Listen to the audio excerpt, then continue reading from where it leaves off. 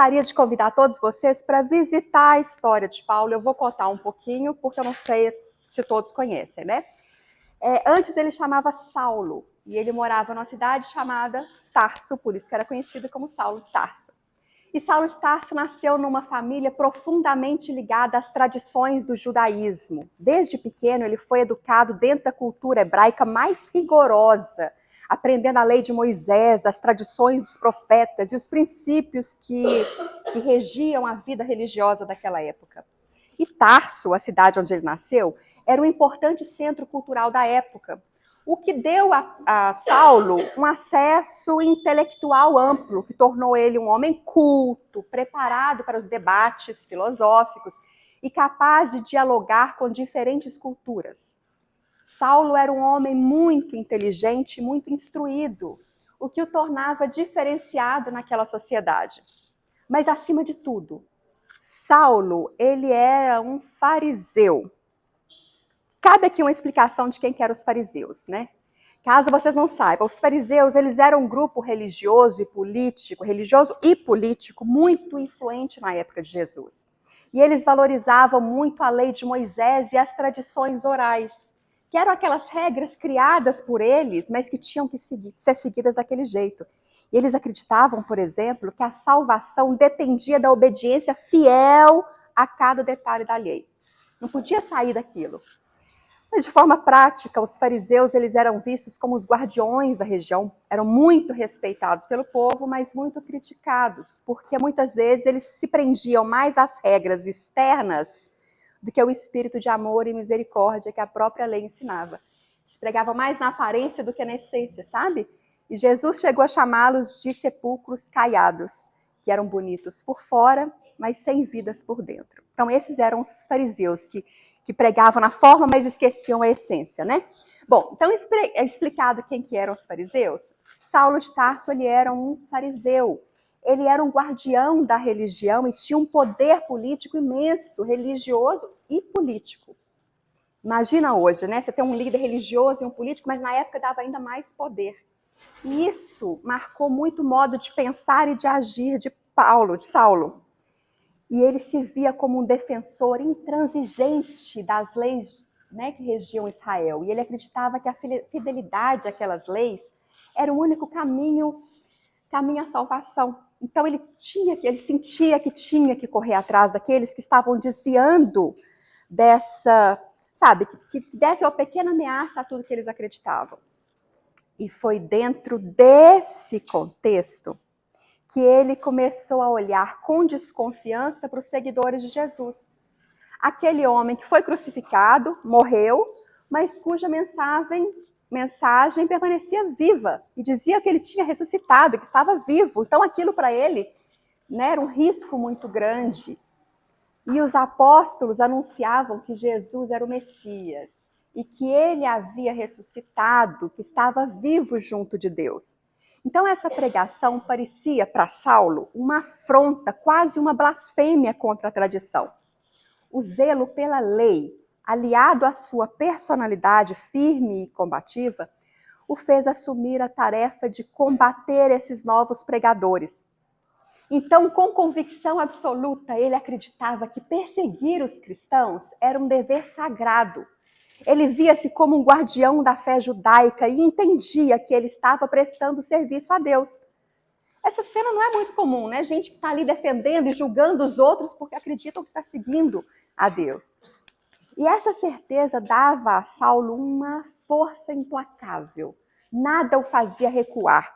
E convicto de que ele tinha razão, ele interpretava a sua violência como justiça. Ele interpretava a sua intolerância como se fosse uma fidelidade ao Senhor de Israel. Bom, isso foi só a introdução, mas foi assim que ele se envolveu ativamente na perseguição de Jesus. E os relatos mostram Saulo presente na morte de Estevão, que foi o primeiro mártir cristão. Enquanto as pedras eram atiradas contra Estevão, Saulo consentia com tudo. Ele concordava e apoiava, que foi ele que mandou. Mas a cena, embora parecesse confirmar sua missão, mas essa seria uma marca que o acompanhava para sempre. E Saulo não parou apenas em Estevão. Com o desejo ardente de continuar perseguindo, Ele ampliou seus esforços. Ele entrava em casas, arrastava homens, mulheres, levavam as autoridades, né, buscando sufocar aquele movimento que estava nascendo. A sua rigidez era alimentada pela ideia de que Deus exigia esse zelo, de que era preciso isso. E na mente de Saulo não havia espaço para conciliação. Ou seguia a lei, ou ele mesmo estaria contra os desejos divinos. Então, movido por essa certeza, ele pediu ainda autorização aos sacerdotes para ir além de Jerusalém. Só Jerusalém estava pouco. Ele queria perseguir os cristãos além de Jerusalém. E o seu objetivo era expandir a perseguição, alcançando os cristãos em outras cidades. Só uma introdução geral aqui, né? Para isso, para evitar que a mensagem de Jesus se propagasse. Então, foi por essa razão que ele se dirigiu à cidade de Damasco, decidido a capturar os discípulos, as pessoas que estavam ali, né, falando de Jesus, e trazê-los presos. E foi nesse caminho que a vida de Saulo mudou para sempre. Porque a viagem a Damasco era para Saulo mais uma missão de combate. Ele levava no coração aquela determinação de apagar qualquer vestígio do movimento cristão.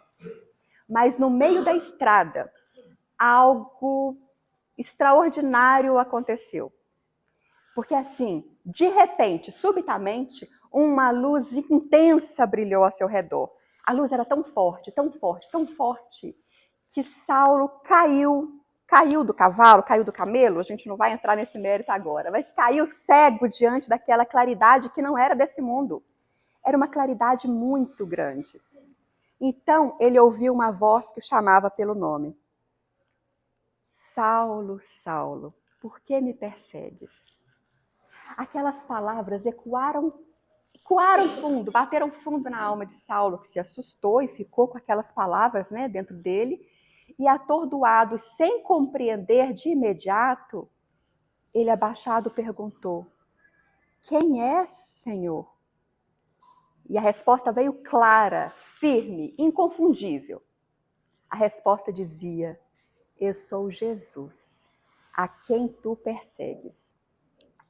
E nesse instante, todas as convicções de Saulo começaram a cair por água abaixo, sabe, a ruir. Porque ele acreditava estar servindo a Deus, mas agora, naquele momento, ele estava ouvindo a voz de Jesus, que é aquele que ele considerava morto, que considerava indigno.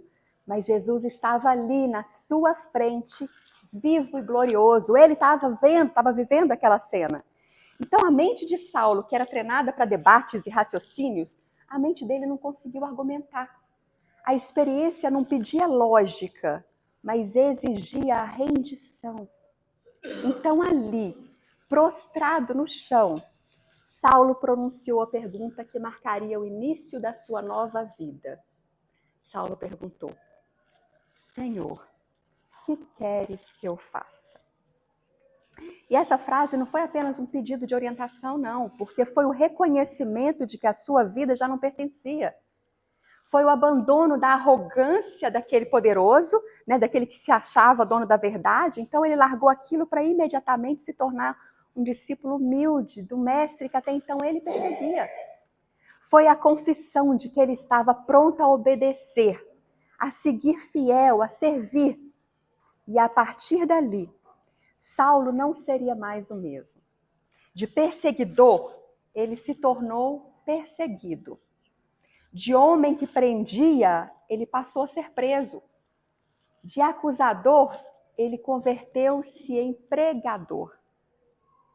Aquele que antes levantava a voz contra os cristãos, agora levantaria a sua voz para anunciar o Cristo por toda a parte. Gente, essa mudança profunda, ela aconteceu assim, num momento, foi rápido, questão de 10, 15 minutos.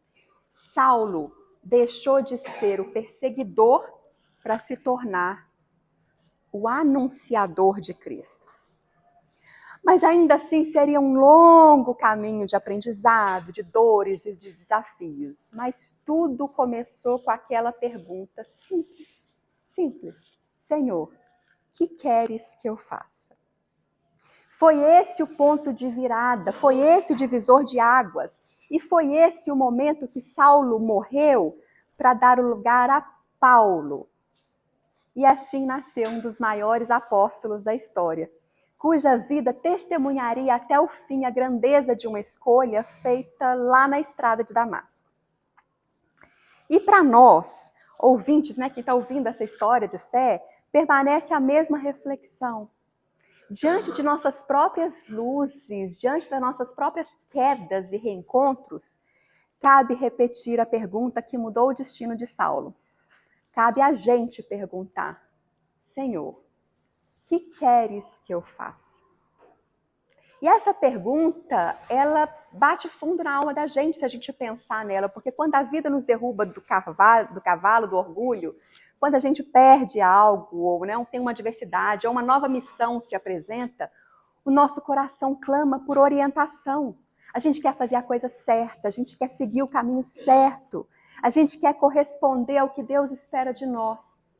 Mas nem sempre é fácil ouvir a resposta. Muitas vezes esperamos uma instrução clara, quase como Saulo ouviu. Porque Saulo ouviu assim: levanta-te e entra na cidade. Foi isso que Saulo ouviu. Ele ouviu o que ele deveria fazer, ele ouviu com todas as letras, ele ouviu de forma clara. Mas a gente também quer ouvir a voz de Deus de uma forma clara.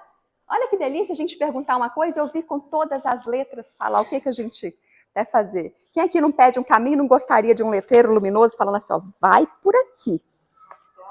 Seria ótimo. Mas muitas vezes sempre, né, a resposta divina chega de forma silenciosa, de forma indireta.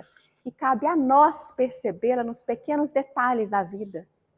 Às vezes, a resposta à pergunta que a gente está fazendo, a resposta ela não vem com palavras, mas ela vem através de oportunidades que são colocadas no nosso caminho. Pode ser um irmão necessitado que cruza o nosso dia, pode ser uma responsabilidade nova que surge em casa ou surge no trabalho, pode ser um desafio que nos obriga a exercitar a paciência, ou pode ser um desafio que nos ajuda a exercitar o perdão. Deus fala conosco por meio dessas situações, por isso a gente precisa de sensibilidade para reconhecer. Muitas vezes, a voz de Deus a pergunta, Senhor, que queres que eu faça? A voz de Deus está exatamente nas circunstâncias em que Ele nos coloca para amar e servir. Às vezes uma pessoa difícil aparece no nosso caminho, porque Deus quer que a gente seja mais paciente, mais piedoso. Ou às vezes aparece para despertar em nós a empatia, para que a gente tenha mais compaixão e misericórdia. São vários exemplos. E nós vamos falar um pouquinho deles ainda, para refletirmos juntos sobre esse questionamento de Paulo. Senhor, o que queres que eu faça?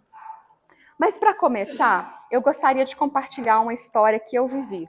Uma história real, né? Aconteceu com uma mãe que, mesmo sem formular essas perguntas em palavras, ela conseguiu ouvir a resposta de Deus no seu coração e agir de acordo com a atitude de amor que Deus esperava delas. Bom, eu sou voluntária da Fraternidade Sem Fronteiras, que é uma organização humanitária.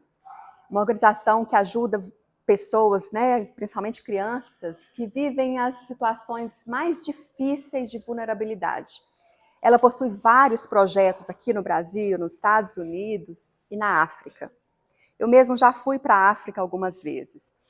E na África eu vivi momentos de extrema emoção, de mudança na vida, tanto que eu não me considero, quem me conhecia antes sabe que eu não fui mais a mesma. Foi o meu momento Saulo de Tarso, sabe? E nesse momento, lá no Malawi, principalmente no Malawi, que é a cidade que eu vou falar, lá vivem muitos refugiados. Refugiados, pessoas que tiveram que largar tudo que tinham para conseguir continuar vivos. Então, são pessoas que, às vezes, lá os rebeldes são muito fortes, no caso do Congo, principalmente. Então, se eles acham que você tem alguma coisa, eles tiram isso de você, eles querem isso, ameaçam a sua vida. Muitas vezes, eles matam o homem, o marido, o pai da família, porque ele não deu, às vezes, coisa que eles têm ou coisa que eles imaginam que o outro tenha. E aí, eles têm que fugir, porque senão a mãe e os filhos também serão perseguidos. E nesse contexto, então, por exemplo, somente no Malau, existe uma cidade com 58 mil refugiados. Então, quase uma cidade, né? Um campo de refugiados. Mas a história que eu quero trazer aqui foi de uma mãe que ela perdeu o seu marido e ela tinha 3 filhos. E ela saiu com a criança, uma de cola ainda, que eles costumam colocar nas costas, né? Muito característico das africanas colocarem nas costas. E saiu com mais 2 filhos, eram 3 filhos no total. Sem garantia de comer, sem garantia de água para beber, de lugar para dormir, nada. Apenas com fé e esperança no coração. E aí, no meio do caminho, eles caminham cerca de 3 a 6 meses até chegar no Malawi. No meio do caminho, um dia estava para anoitecer, né? Já estava assim, antes de anoitecer um pouco, essa mãe cansada, com o coração cheio de pesos, de dores, ela ouviu um choro vindo do mato. E aí ela pensou, sabe assim, naquele instante, porque eu conheci ela, conversei, ouvi essa história dela. Naquele instante ela disse assim, eu podia simplesmente passar batido, passar reto, porque, né, ignorar aquele choro, porque ela tinha suas dores, ela tinha seus sofrimentos, ela tinha 3 filhos para criar. Então, assim, ela sabia que ela reconheceu que era um choro humano, ela sabia que ela não podia mais, mas ela não ignorou. Ela foi até lá e viu 2 crianças extremamente desnutridas, porque já não sabemos o que aconteceu com essas crianças, mas estavam lá. Uma de uns 5 anos de idade, a outra de 3. Mas as 2 muito mirradinhas, porque não tinham alimento, então eles não crescem tanto quanto as nossas crianças aqui. E a de 3 aninhos, ela tinha uma deficiência na perna que não a deixava andar. Aquela mulher já tinha 3 filhos, não tinha nenhuma certeza se ia comer no dia seguinte, beber, não tinha certeza de nada, nem se ia continuar vivo. Mas ainda assim, ela não ignorou essas 2 crianças. Então, provavelmente, dentro dela, ela deve ter se perguntado, meu Deus, o que eu vou fazer com essas 2 crianças aqui? Senhor, o que queres que eu faça? Provavelmente o caminho inteiro dela, desde que saiu do Congo, foi, e agora o que eu vou fazer? E agora o que eu vou fazer? E de repente aparece no caminho dela mais pessoas vivendo dificuldade. O lindo foi que essa mulher, e a maioria das pessoas que vivem na África que eu conheci, que são materialmente falando, são extremamente pobres, mas moralmente falando, eles têm uma riqueza imensa, que assim, eu toda vez que eu vou lá, eu volto me sentindo uma mendiga, que eu falo assim, nossa, quando eu penso que eu estou dando um passo para frente, eu descubro lá na África que eu estou muitos passos atrás ainda, sabe? E aquela mulher, então, ela pegou essas 2 crianças. Ela colocou essa criança de 3 aninhos que não conseguia andar, ela dividiu as costas com a filha que ela já tinha, pegou o outro filho e deu a mão para ele. As crianças, na hora, eles entenderam o que estava acontecendo, né? E já aceitaram aquelas outras 2 crianças como filhos dela. Quando passado um tempo, ela chegou no Malau, não sei quanto tempo, e eu pude conhecê-la, ou seja, ela chegou bem com as 5 crianças. Estavam bem, nada aconteceu, eles conseguiram alimento, conseguiram água, conseguiram a forma de continuar essa caminhada. E chegando lá, elas... Bom, ninguém escolhe ser refugiado, não vou entrar muito nesse detalhe aqui não, para a gente não fugir do tema. Mas acabou que ela conseguiu, então, um local para morar. E eu fui conhecer essa mãe. E lá, quando ela me contou essa história, eu perguntava assim, né? Mas o que você fez? Mas diante de tanta dor, que seria normal se ela seguisse reto e não ouvisse. Mas diante de tanta dor, o que te fez acolher essas crianças? E ela me disse que apesar dela estar ferida, cheia de dores, que não tinha mais lugar para sofrimento na vida dela, mas naquele momento ela sentiu que não tinha lugar para sofrimento, mas tinha lugar para amor. E ela acolheu essas crianças. Esse exemplo eu quis trazer para vocês, assim, são vários, né? Eu não, como, assim, essa é uma das histórias que eu já ouvi lá, mas são vários que faz a gente refletir, olhar e sentir vergonha até da gente, sabe? De olhar e falar assim, poxa vida, a gente que tem tanto e às vezes não divide, eles que não têm nada. Então, assim, são vários ensinamentos, é o meu momento de Saulo de Tarso. Mas, conversando com essa mãe, ela... ficou claro para mim assim, quantas vezes a gente enfrenta situações difíceis na nossa vida e a gente escolhe falar assim, não, eu não posso me preocupar com isso, porque eu já tenho muita coisa acontecendo. Eu não posso olhar para isso. Não que eu estou contando essa história falando para vocês pegarem as primeiras crianças que passarem na rua, que adotar, que levar para casa. Não é esse o ponto. O ponto é a gente perceber que apesar das dores, essa frase me marcou muito, muitas vezes nós estamos repletos de dores, de sofrimento. Não cabe, a gente tem aquela sensação de peso, de que não cabe mais sofrimento na gente, que a gente quer trégua.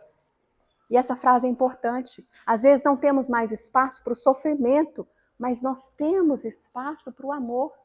A gente consegue acolher, então às vezes a resposta de Deus para as perguntas vem no que aparece na nossa casa, na nossa vida, na oportunidade de ajudar alguém. Às vezes a gente quer... Bom, um exemplo que eu gosto de dar, um exemplo bem prático. Quando a gente entra numa academia, por exemplo, chega para o instrutor, vai lá para o personal training, né? Vai lá e pergunta para ele assim, pede para ele, eu quero ficar forte. Eu quero ser uma pessoa forte, musculosa. O que ele vai dar para a gente? Peso. Então, o povo que reza, fala assim, meu Deus, me dá força. O que Deus vai dar? Peso. Vocês estão querendo ficar forte como? Eu, depois que eu aprendi isso, aprendi a rezar. Eu não preciso de força, mas me dá leveza.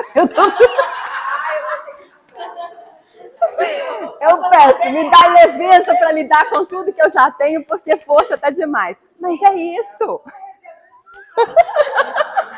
Mas é isso. Às vezes o que a gente está pedindo, a gente escuta. Tem uma frase que é poderosa. Cuidado com o que você pede. Cuidado com o que a gente pede. Você quer força? Ele vai dar peso. A gente quer paciência. O que ele dá pra gente se a gente pede paciência? Provas, pessoas difíceis, aquelas que a gente olha para a pessoa e diz, meu Deus, né? Para quê? Para desenvolver a paciência. Se a gente está pedindo paciência, ele não vai dar um templo zen budista para a gente ir lá e meditar. Porque isso é uma paciência falsa. É uma paz falsa. Então, quando a gente está pedindo alguma coisa, a gente tem que prestar atenção que as respostas estão naquilo que é colocado na vida da gente. A resposta divina, ela sempre vem. Às vezes é nós que não temos o entendimento para ler nas entrelinhas aquilo que está sendo falado. Mas, enfim, esse exemplo, então, que eu citei de lá, né, para mostrar, então, dos acontecimentos que podem ser colocados na nossa vida, mas que às vezes a gente não percebe. Eu gosto muito de citar um exemplo de um passarinho muito comum aqui, né, no Brasil, que é o João de Barro. O João de Barro, ele constrói o seu ninho pegando um pouquinho de barro. Ele amassa o barro, pega no bico dele, que é pequenininho, e leva para o local. Pouquinho em pouquinho. É quase insignificante a quantidade de barro que ele traz na boca. Mas a persistência do passarinho, a persistência de toda hora, ele sabe a missão, ele sabe o que ele quer, ele sabe onde quer chegar, ele não desiste. Então, tem objetivo. Isso é importante. Tem uma frase também que diz que, bom, que é importante a gente saber onde que quer. Porque quando a gente está seguindo o caminho certo não leva para o lugar errado. Porém, o caminho errado não leva para o lugar certo. Então, a gente primeiro tem que saber onde a gente quer chegar. Qual o caminho? Porque sabendo onde a gente quer chegar, a gente vai reconhecer qual que é o caminho que a gente tem que seguir. Então, isso é importante também, ter esse objetivo. E o João de Barro, então, ele está sempre pegando, de pouquinho em pouquinho, leva o bico, né? No bico dele leva o barro. E esse barro se transforma numa casa que não se destrói fácil. Uma casa que é conhecida também porque nas chuvas, nas grandes tempestades, ela continua lá, firme na árvore. Nas grandes ventanias, ela continua lá, também firme. E Jesus nos disse para fortalecer a nossa fé. Tem uma parábola que está lá em Mateus, que ele fala que o homem de bem, né, ele é como um homem que constrói a sua casa numa rocha. Vocês lembram dessa parábola? que constrói numa rocha. Não é que a casa apareceu assim, do nada. Ele vai levando de pouco a pouco. É o trabalho do João de Barro. Então a gente também tem esse trabalho. A gente tem que saber o que a gente quer. E um exemplo muito importante que Jesus deixou para nós é o orar, é o vigiar. Mas o que nós aprendemos também é a importância do evangelho no lar, a importância de trazer esse momento para dentro das nossas casas. Pelo menos uma vez por semana. Pelo menos. Pode ser mais. Eu gosto de explicar bastante que pode ser mais. Se a pessoa, dependendo, está vivendo uma situação, traga esse momento, converse com Deus, converse com Jesus, traga Jesus para morar na sua casa. Senhor, o que queres que eu faça? Às vezes os problemas que a gente está vivendo tá lá acontecendo dentro de casa. Uma hostilidade com o cônjuge, ou problema com os filhos. Quando a gente traz o evangelho para dentro da nossa casa, para próximo da nossa vida, algo transformador começa a acontecer. Os problemas não é que eles diminuem assim, somem de uma hora para outra. Porém, a casa começa a ficar mais alicerçada, construída na rocha. Os problemas, as comunicações que antes eram tão difíceis, começam a dar espaço para uma paciência, começa a dar espaço para o entendimento. Os relacionamentos mudam.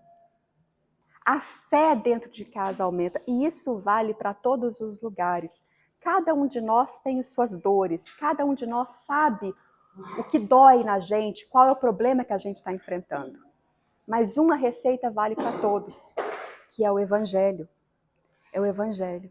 Mas muita gente, quando pergunta nos centros espíritas, ou nas igrejas, ou em qualquer templo religioso, quando vem essa frase, Senhor, que queres que eu faça? Existem pessoas que interpretam como se fosse assim, vou fazer essa pergunta, Senhor, que queres que eu faça? E eles ouvem uma voz de Deus falando assim, quero que você se dedique mais à igreja.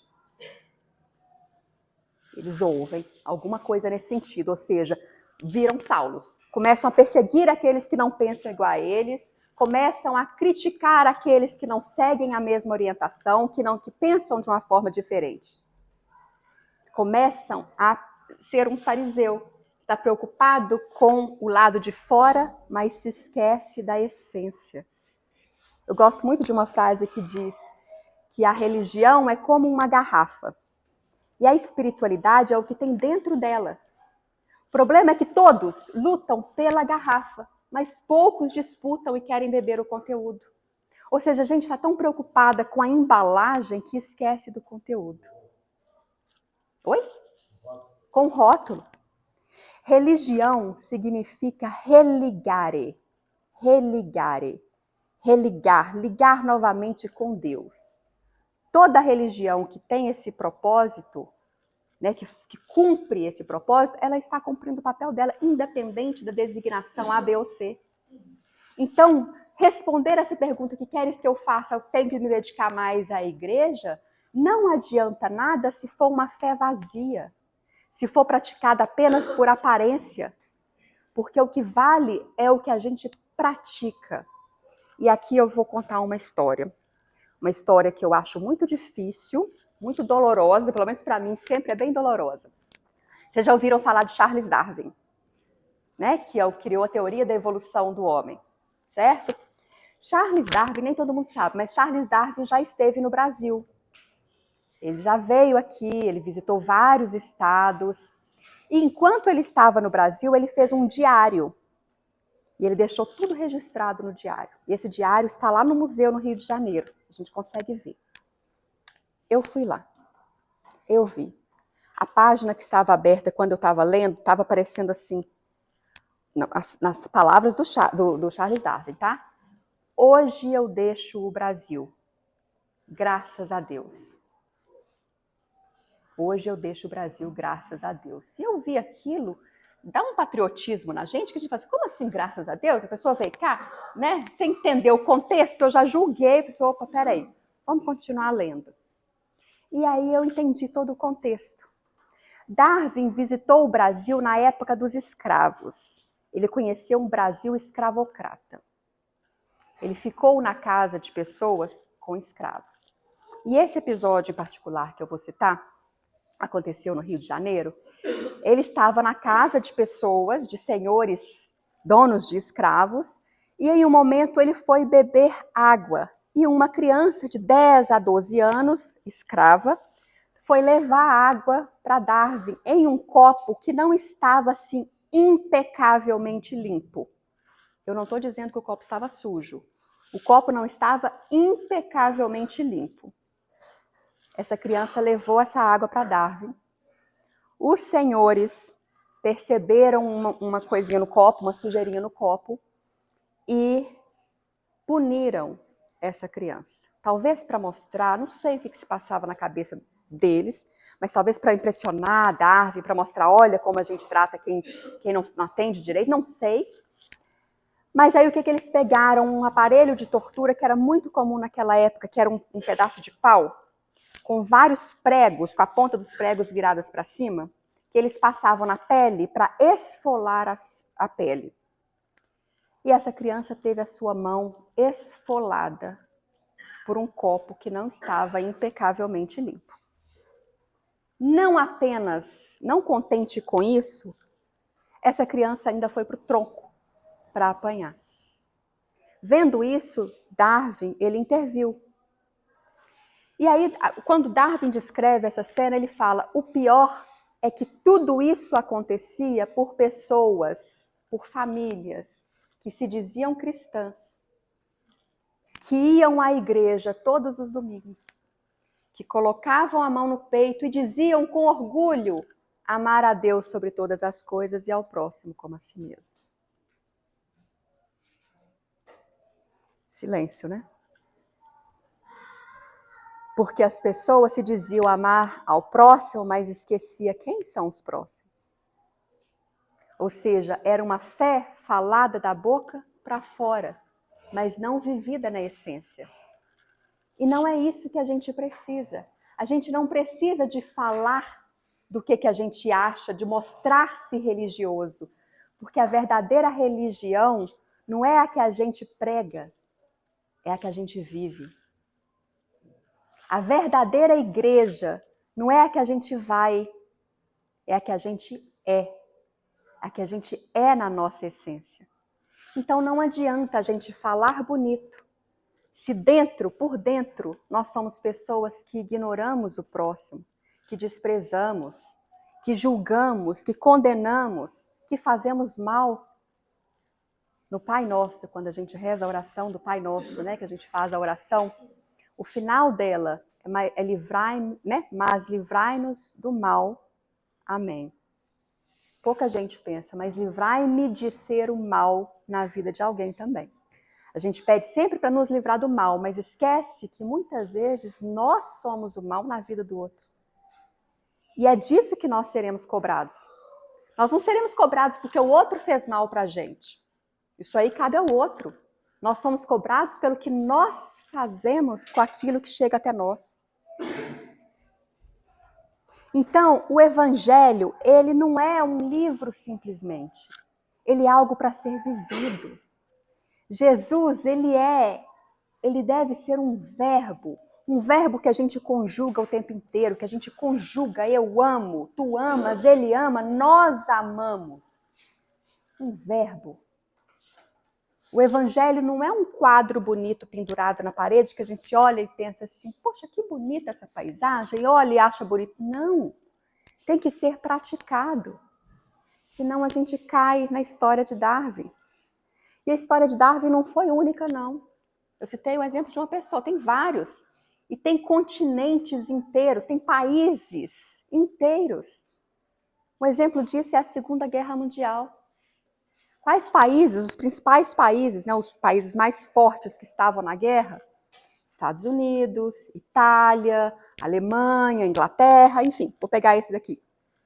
Só que esses países eram cristãos. Na Itália fica a sede da Igreja Católica. Mas ela estava lá, disputando na guerra. Os Estados Unidos eram dono da Reforma Protestante. Naquela época, a reforma protestante estava surgindo, estava assim no auge. Era um país cristão, mas estava lá, na guerra. A Alemanha, com a reforma anglicana, né? Igreja anglicana. A Inglaterra, todos esses países eram cristãos. E o pior de tudo, que antes da guerra, muitas vezes os soldados se reuniam, faziam uma oração para que Deus protegesse o seu time, enquanto eles estavam matando outros. Ou seja, da boca para fora. E quantas vezes nós falamos da boca para fora que devemos amar o próximo, mas a gente sai na calçada, alguém fala com a gente, alguém em situação de rua, a gente simplesmente ignora, não vê. Simplesmente um oi. Eu trabalho um dos trabalhos que eu faço é exatamente com essas pessoas, e elas falam quanto elas se sentem invisíveis. Claro que eles estão com fome, às vezes eles pedem comida, mas às vezes um oi que a gente dá, um simples sorriso, isso já é alimento para a alma para essas pessoas. Mas a gente tem a consciência tranquila de que a gente ama a Deus sobre todas as coisas. Então, não interessa o que a gente faz com o outro. Muitas vezes também. Então, assim, nós temos que praticar. Não é um quadro bonito pendurado na parede. É algo que a gente tem que viver. Viver todos os dias. Emmanuel fala que o evangelho é um roteiro de vida. Olha que forte isso. Não é só um livro com algumas palavras, é um roteiro de vida que a gente deve seguir o tempo inteiro. E junto com o evangelho, a gente tem que ser como João de Barro, que aos poucos a gente está pegando o nosso barro e edificando a nossa casa e construindo o nosso lar e vencendo os problemas que nos afligem. Porque às vezes para nós, quando a gente está no meio de um problema, eu costumo comparar com uma piscina. Se a gente está com a mente muito agitada, a gente não consegue ver o fundo. Se deixa cair alguma coisa na piscina, por exemplo, tem muita gente nadando, a gente não consegue. Mas se a gente pede para as pessoas saírem da piscina, a gente deixa a água quietar, a gente consegue ver tudo que está no fundo. Porque se acalma. Então, quando a gente está vivendo um problema, a mente fica muito agitada. Mas se a gente para e aquieta o nosso coração, seria como se fosse essa água que ela pacifica e a gente consegue ver um pouco melhor. O Evangelho tem esse poder pacificador. E é o convite que a gente tem. Então, quando a gente pergunta, Senhor, o que queres que eu faça? Pelo que eu já contei aqui, a gente percebe que isso é mais no que está mais ligado ao que a gente deve fazer, ao praticar o que a gente já sabe, o que a gente já conhece, do que simplesmente palavras vãs, palavras vazias.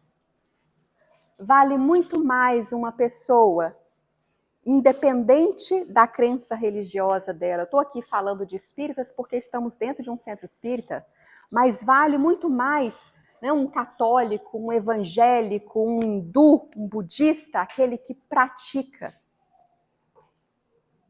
Porque, na verdade, a gente chama de cristãos quem segue Jesus Cristo. Então, cristão é quem segue Jesus Cristo, não é isso? Budista é quem segue Buda. Muçulmano é quem segue Maomé. Vou pegar só esses 3 exemplos. Porém, Jesus não era cristão. Buda não era budista. Maomé não era muçulmano. Eles eram pessoas que seguiam o amor. O amor era a religião deles. A empatia, a compaixão, a misericórdia era a religião deles. Porém, nós, humanos, atrapalhamos tudo, colocando os cristãos contra os budistas, contra os hindus, sendo que eles mesmos praticavam o amor. O amor era a religião. Então, assim, toda a religião, que é o religare, é o propósito de se ligar com Deus. Toda é bela. Toda religião é bela. Nós, humanos, que atrapalhamos isso, que com a nossa crença nos colocamos como Saulo de Tarso e perseguimos aqueles que pensam diferente da gente, que condenamos um outro que pensa diferente da gente. mas livrai-nos do mal. Mas livrai-nos também, Senhor, de sermos o mal na vida de alguém. Porque quando nós somos o mal na vida de alguém, que nós seremos responsáveis por isso. Nós seremos cobrados pelo que nós fazemos com o outro. O mal que ainda está dentro da gente. Que ainda está dentro da gente. E é por isso que a gente tem que tentar melhorar sempre. E é por isso que eu espero que vocês também sempre se façam essa pergunta. O que queres que eu faça? Que a gente pergunte isso sempre, mas que a gente esteja aberto para a resposta, para a gente ouvir. E nem sempre a resposta vai, quer dizer, quase sempre a resposta não vai vir com palavras, a menos que a pessoa seja médium. Mas normalmente a gente não vai ouvir com palavras a resposta, porém vai ouvir com atitudes, com situações que acontecem na nossa vida, para a gente poder enfrentar, para a gente poder viver. Então, nós devemos ser os melhores espíritas possíveis, ou os melhores católicos possíveis, ou os melhores evangélicos possíveis, os melhores budistas, os melhores hinduístas, os melhores muçulmanos, os melhores seres humanos possível. Essa é a nossa missão, é aprender a amar, é aprender a praticar o exemplo que Jesus veio nos dar. Ele que veio com tanto amor, com tanta paciência, ele que não julgou, ele acolheu a todos. Então essa é a missão, que a gente aprenda então a praticar ao invés de condenar. E sermos assim os melhores seres humanos. Dentro do Espiritismo, né, tem uma frase de Allan Kardec que diz: fora da caridade não há salvação. E essa caridade não é material. A caridade material é apenas uma forma delas. Uma forma. Mas a caridade, por exemplo, de quem está no trânsito e de repente alguém está ali apressado querendo entrar, mas você vai querer disputar com essa pessoa, querer passar na frente dessa pessoa? Não, deixa. Pronto. Isso é uma caridade. Quando alguém faz uma ofensa para a gente, fala alguma coisa, o simples fato da gente não responder na hora, né? Às vezes dá a vontade, tem o impulso de querer responder, mas o fato da gente guardar aquelas palavras, isso é uma caridade. Quando alguém está doente e precisa de uma oração, orar pela pessoa é uma caridade. Quando alguém está com uma situação que você sabe a resposta, você sabe, tipo um dever de casa. Se tem uma criança que está ali querendo aprender, se você sabe, é uma caridade chegar e ensinar para ela. Mas eu não estou falando só de dever de casa. Às vezes uma situação de alguém que está do nosso lado. Se a gente tiver uma palavra amiga, essa é uma caridade. Todos nós somos convidados a sermos caridosos o tempo inteiro. As situações existem o tempo todo. E aí, então, estamos falando dessa melhora. Como sabermos se nós estamos melhorando? Como? Se nós conseguimos já, vamos supor que eu tenho o hábito de mentir. E essa tentação acontece nos momentos mais difíceis, principalmente. Que você fala assim, nossa, se eu falar a verdade, vai sobrar para mim, então deixa eu mentir. Mas se de repente, num momento, ao invés da mentira eu falar a verdade, é porque a gente já está vencendo. A gente já está passando, né, melhorando um pouco mais. Se no trânsito, ao invés de buzinar, ao invés de xingar alguém, se a gente aquieta, nós já estamos no caminho da nossa evolução. Se em casa uma pessoa te provoca e a gente não responde, nós já estamos melhorando. O tempo todo nós somos convidados a ser pessoas melhores. Mas a gente só pergunta, Senhor, o que queres que eu faça? E esquece de ouvir uma outra pergunta que provavelmente Deus fará também. Porque nós perguntamos, o que queres que eu faça? A gente quer a resposta. Mas poucas vezes a gente pergunta, a gente ouve a pergunta que Deus faz para nós também.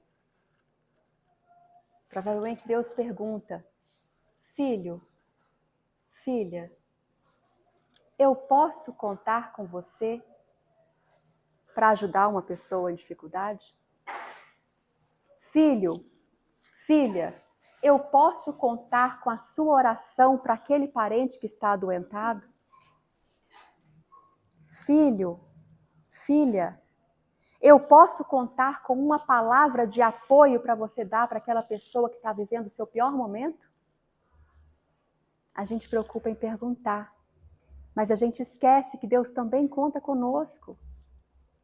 Que nós temos a oportunidade de ser um instrumento dele nas situações mais diversas que aparecem na nossa vida. Mais diversas. Filho, filha, eu posso contar com você para dar um abraço naquela pessoa que perdeu um ente querido? Eu posso contar com você para ser um ouvido para alguém que precisa desabafar? Gente, é tão pouco que a gente pode fazer. Ninguém é tão pobre que não possa doar pelo menos uma oração. Ninguém. Pode ser uma pessoa cega, surda, muda, ainda assim ela pode orar. Pode ser uma pessoa vivendo o seu pior momento economicamente falando. Ainda assim ela pode enviar um pensamento amigo. Ninguém é tão rico que não precise de uma doação. E ninguém é tão pobre que não possa doar algo. Nem que seja uma oração.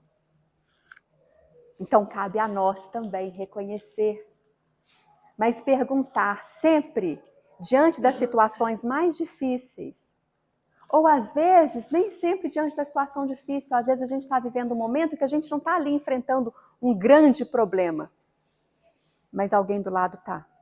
Então não é hora da gente ser egoístas, e sim vivenciar aquilo que a gente acredita, vivenciar o exemplo que Jesus nos deu. E ao perguntar, Senhor, que queres que eu faça? Que a gente consiga silenciar o nosso coração e ouvir a resposta. Silenciar e ouvir a resposta.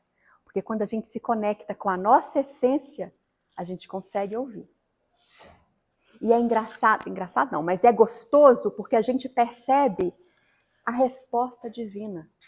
Quando a gente consegue dominar uma má tendência nossa, eu dei um exemplo aqui da mentira. Se de repente a gente está vivendo uma situação, mas fala assim, ao invés de mentir, eu vou falar a verdade. Enfrenta a situação, provavelmente à noite. Dentro de você, vai ter uma vozinha agradecendo, dizendo assim, parabéns, você está no caminho certo. Isso vem em forma de uma alegria, de uma realização pessoal. Se a gente conectar conosco, a gente percebe. Se a gente chegar para alguém, e um exemplo aqui, que a gente costuma fazer muito por lá, às vezes eu saio com a bolsa, levo um biscoitinho, levo uma garrafinha de água, levo um sanduíche que eu não comi, sabe? Alguma coisa em casa, põe na bolsa. E de repente a gente encontra com a pessoa em situação de rua. Essa pessoa com fome. A gente tira aquilo ali e entrega para ele. Dentro, não precisa ninguém ver. Não estão falando de aparência, de mostrar bondade para ninguém. Porque a verdadeira caridade, ela é anônima. O contrário é vaidade. Né? Então, assim, nesses momentos, a gente sente um orgulho danado da gente. Porque seria como se fosse Deus dizendo assim, parabéns, você está no caminho certo, é isso aí. Essa resposta divina vem nessa alegria de praticar o bem.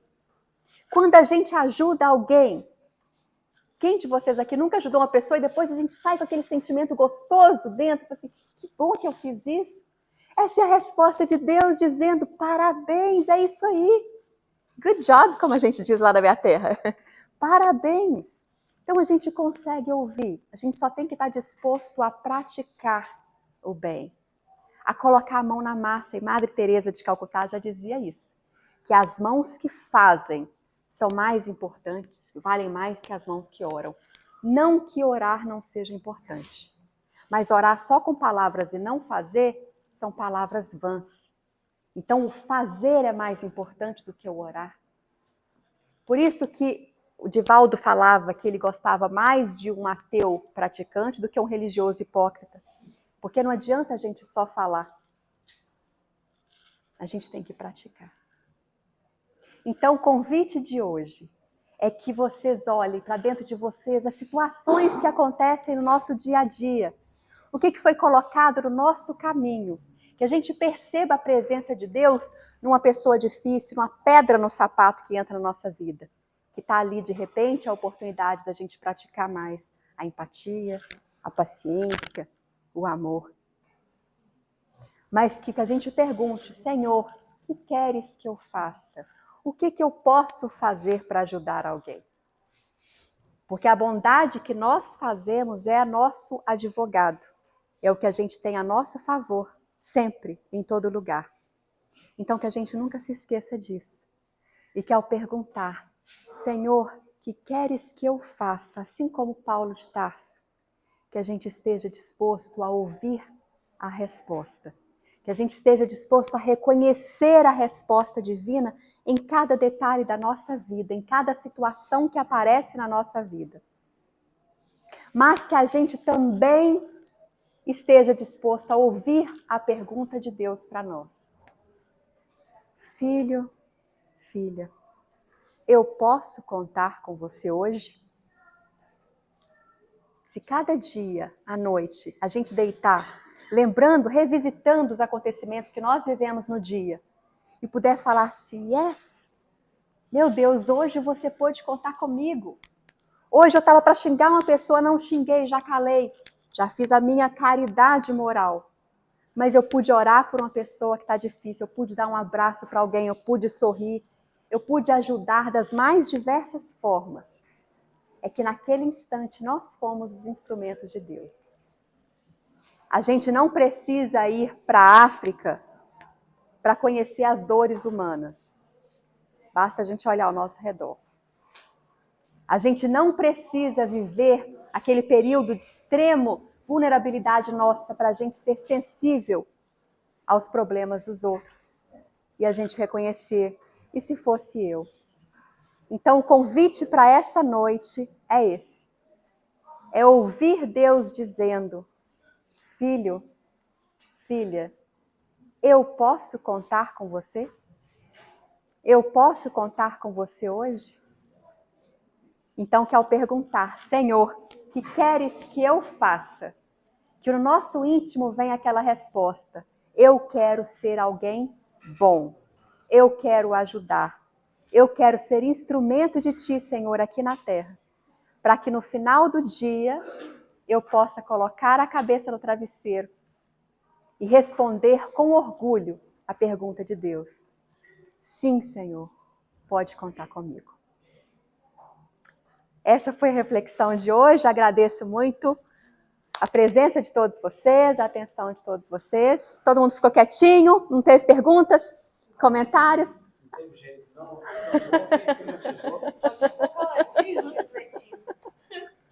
Alguma pergunta, gente? Algum comentário, alguma reflexão para a gente compartilhar? Não? Então, uma boa noite a todos vocês. Muito obrigada. Que coisa mais linda vocês. Então. Minha casa